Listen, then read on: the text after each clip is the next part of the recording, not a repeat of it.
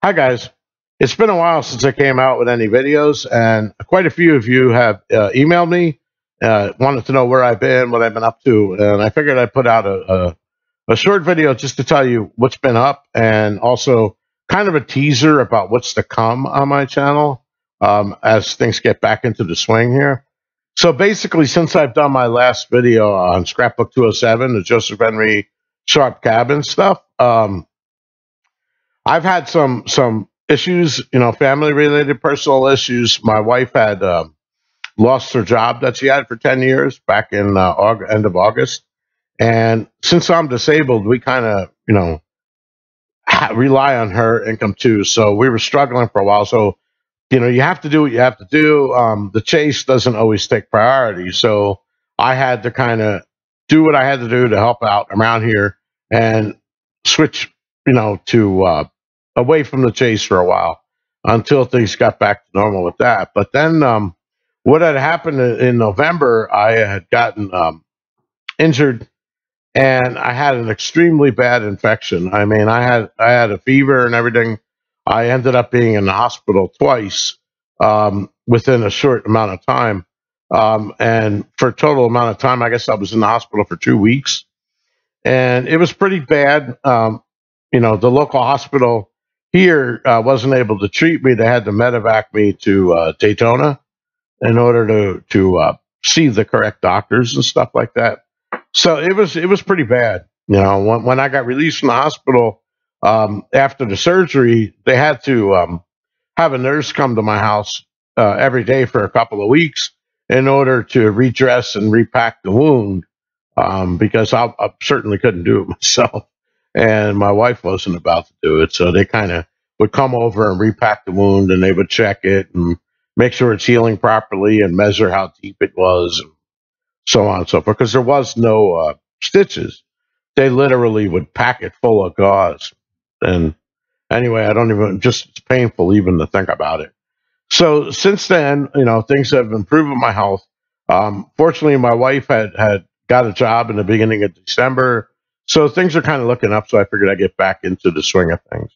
Um, Now, what I was thinking about while I was sick is that, I have a lot of information, just over 5 years of research that I've done in the chase, just within the state of Wyoming, some of it in Montana, some in Colorado, and some in New Mexico. But primarily, it's focused on Wyoming because that's where I've been going for my solutions. Anyway, so because I have all this information, I figured, well, why don't I share a lot of this information with you? I know that a lot of you guys like to watch boots on the ground, so I have, some boots on the ground pictures, maybe some video. I have pictures that I've obtained on the internet. I have just all the research I've done, and what I want to do is focus on certain areas one at a time, and then go over that information and share it with you. Hopefully, it'll make you think in a way that I believe Forrest wants us to think. And none of the research that I'm going to show you required, for the most part, none of it required an extensive background research, historical research, or Google research. Almost 100% of this information is available either in travel brochures or scenic byway brochures, travel maps, things like that, tourism stuff. For example, if you were going to go to Yellowstone, you would probably get a Yellowstone tour pack and a brochure. And of course, when you're walking on the boardwalks there and going to the historic places, you would stop off to pull up and you would read it. And that's the only kind of background I think that Forrest intended you to have. So what I'm going to do is try to put you there because I'm sure a lot of you are like me where, I live 2,200 miles away from my search area, and I'm on a fixed income. I can't just at the drop of a hat fly over there because each trip, even if I only spend 2 days, is going to cost me almost $1,000. And I just can't do it.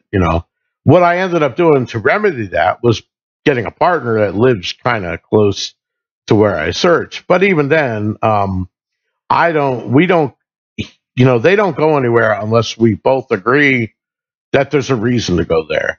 I provide them the solution and the details, and they look at it and they might say, well, you know, that looks like a good spot. I'm going to go, or no, it's not a good spot, because I'm not just going to send people all over the place just for the heck of it, because it's still time involved and gas involved, and the expenses quickly rise. So what I'm going to try to do is present some information, like I said, of these areas and go over. And I think that you're going to find a lot of them interesting. I'm probably not even going to have to make a reference to Forrest, and you will see it yourself. This may be one of them. This I'm probably going to come back and cover later, but I just want to go over it briefly. For those of you that read The Thrill of the Chase, you know that important knowledge. Forrest Fenn discusses various famous authors. Okay, he discusses Ernest Hemingway, Fitzgerald. Okay, and a couple more. And he discusses various books, including ones by other authors, such as Catcher in the Rye. Okay, now, one of the things that I found interesting, and I'm sure a lot of you are aware of this already, even if you only know a little bit about the books that Hemingway wrote, when Forrest discusses For Whom the Bell Tolls, Forrest gives us a plot, but the plot that he gives us is not correct. He gives you the plot for a different Hemingway book that was named A Farewell to Arms. Now, why did Forrest do that? I don't think his mind slipped. I think he may have done it intentionally to draw attention to something. And maybe it's, like I said, he doesn't require us to have a deep college level knowledge of Hemingway and these other authors, but just a brief history of the author and a brief synopsis of the plot would probably be enough to get you by. Well, anyway, it's just so you know, this place here, the Spiro Wigwam Lodge, is part of the Spiro Wigwam Ranch, which makes up, I don't know how many acres. It's quite large, but it's got a bunch of cabins, a bunch of buildings, and this is the lodge. And what I want you to see here, I thought was very interesting. This is pretty close to Sheridan, Wyoming. Let me show you. Here's Sheridan, Wyoming. The border of Montana is right here. This is the Bighorn Mountains. The Medicine Wheel is over here, just to show you a relation. Here's Banner, and here's Buffalo, Wyoming. This is Meadowlark Lake. We've discussed this in the past. This is tied to the men from Texas that died. There's a monument here for them. They died at the Blackwater Creek fire, and the JHT Sabin Tower video I did about that's over here.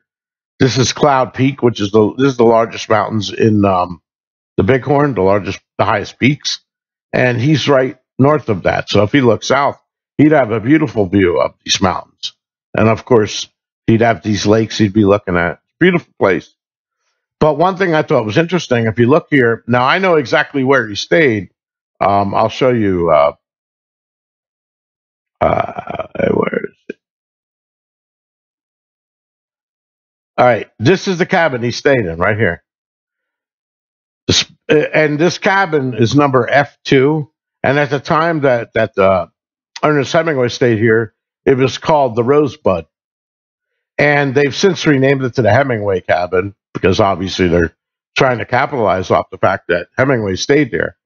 But all of these cabins have been restored. They're in the exact same locations and the same furnishings as when Hemingway was there in 1928. The picture that I took before was taken from somebody standing here and facing northeast, right? Because here's north is up. But I want you to take a look at this. Doesn't that look interesting? Now, remember when Forrest talked about these books in Important Knowledge, what did he do with them? He threw them on top of Time magazine. Well, right off the bat, I mean, and this building is accurate to where it was at the time period. Look at how the lodge is shaped. It's shaped like an hour hand of a clock. I'm not going to get into why it's that way or why it might be that way. You might want to do that research yourself if you think there's anything behind it. Go for it. But just off top of it, I just thought that was interesting. This, of course, would be around 8 o'clock, and it would put Hemingway at about 4 o'clock. Is it related in any way to Forrest? I don't know. But I just thought it was just really odd. I mean, I never seen a building that was modeled. I mean, it even has the little stub at the end here.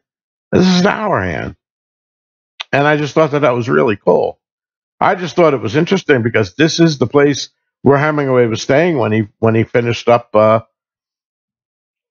Farewell to Arms book. Very cool, very cool. And Ernest Hemingway loved Wyoming. He spent a lot of time, more time over by Cody actually, because he loved fishing the North Fork of the Shoshone. He loved fishing up at Clark's Fork. He wrote a lot of short stories about Wyoming. He just loved the place. He spent a lot of time here, but I just thought that this you could find a hotel he stayed at in Cody. It's still there, and of course they have a Hemingway room and yada yada. But there's nothing really special about that building. This is really weird. And I just wanted to show you for that reason. And anyway, this is the kind of stuff that I'm going to do over the next few weeks. I'm going to use a lot of the research that I've done. I'm going to point it out to you on Google Earth, and then I'm going to show you any boots on the ground footage I may have, some places I don't have any for, and just things that I've learned about it. And I'm going to tell you enough that would spark your imagination that maybe you want to take this research a step further, or maybe hopefully it helps you with your solution, or it shows you the kind of things that I think Forrest intended us to do. You know, pretend that we're going to take a trip to the Bighorn Mountains.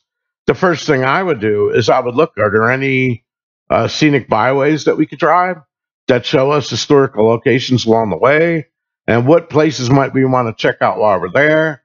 And I would get brochures and travel brochures, travel pamphlets. And that's the kind of information I would use. And that's what I would use when I'm boots on the ground. I would drive there and I would read about the history. Might as well learn about the place that you're visiting. And then use your imagination and try to tie everything back to the poem. I believe that's what he intended to do. And like I said, it's a shame to have all of this research just sitting here. And hopefully it'll help one of you guys. And that's what I'm going to do over the next few weeks. This is just a teaser of that. So that's pretty much where things have been. And that's pretty much where I'm going. And again, I appreciate the emails from those of you who knew that I was in the hospital, especially Satya and Jason. They've really been a blast, and they've been calling to check up on me. Same thing with Michael Brickwell and Manalone, and just the list goes on. And I really appreciate that, guys, and I thank you. And for those of you that didn't know, I'm sorry, but like I said, I had some things to deal with, and I'm sorry I couldn't come out with videos, and but now and hopefully everything is cool and it's back and we're back in business, and I hope that you have a great day, a great weekend, and most of all, peace. Oh, and for those of you that are still here, Trump 2020, baby. Later.